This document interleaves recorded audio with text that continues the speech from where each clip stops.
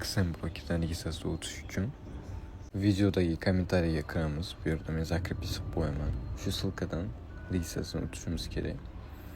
Chrome, Safari farqi yo'q. Mana birinchisi получите свой бонус debdi. O'qib chiqish lozim ekan. O'qib chiqish masalasi mayli. Nasha торговля degan joyga bosamiz mana qo'raga. Bu usti bu yerda O'zbekistonni tanlaymiz. Bu yerda pochtamizni kiritishimiz kerak. Pochtamizni kirgizamiz. Bu yerda parol o'ylab topishimiz kerak. Parol o'ylab topamiz. Bu yerdan ya tichkani bo'lsa registratsiyani o'tamiz. Endi esa elektron pochtangizga SMS yuboradi. Shu pochtaga kelgan xabardan hozir ko'rsatib o'taman. Mana подтвердить adres elektron pochtaga bosamiz.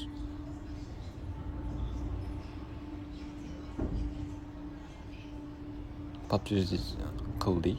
Подтвердить qilgandan keyin yana chatga подтвердить свой счет. Подтвердит'ni bosamiz yana bu. Bu yerdan nomerimizni yozamiz. Bizga SMS keladi. SMS kirganimizdan keyin ismimizni yozishimiz kerak. Masalan, Sho'roq. Bu ochsamiz kiritmasak bo'ladi. Familiyamizni yozamiz masalan. Medif bo'lsa. Tug'ilgan sanamizni yozishimiz kerak edi. Masalan, 07 birinchi yil yozish kerak ekan. Masalan, kimlik 07.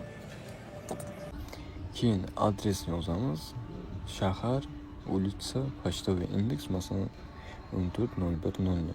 Bu Samarqand shaharniki. Shuna qilib o'tamiz registratsiyadan. Registratsiyadan o'tgandan keyin shot ochishni tushuntirib o'taman. Sizni o'tib oldik. X'ni yuklab oldik. MetaTrader 5 yoki MetaTrader 4 ni tanlashimizga to'g'ri kerak bo'ladi. O'zim tavsiya beraman MetaTrader 5 ni, chunki ancha osonroq. Mana yopilmagan, ochilmagan zerkalarimiz bor bu yerda. Shu uchun kirib oldik. Bu yerdan keyin pasport подтверждение o'tishimiz kerak. Shotimizni подтвердить qilish uchun подтвердить shot degan joyni bosamiz. Разрешить qilamiz. Обязательно informatsiya degan joyga подтвердит'ni bosamiz. Birinchi bajarildi. Endi ikkinchisiga o'tib загрузка документов degan joyga bosamiz. Bu yerda dokumenты не загружены hali o'tmagan deyapti. Pastga tushamiz, начать verifikatsiyani bosamiz.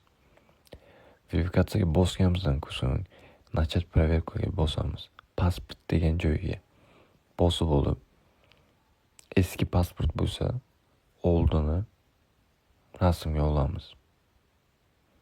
Oldin rasmga olgandan so'ng bizni yuzimizni Face ID'dan o'tkazishni so'rab o'tadi.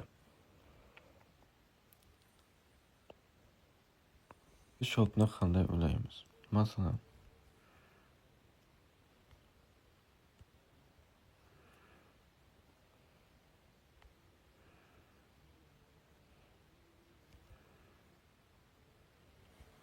endi masalan biz shot ochdik, bizda nollar ko'rinadi, shu uchun ulab olishni ko'rsataman.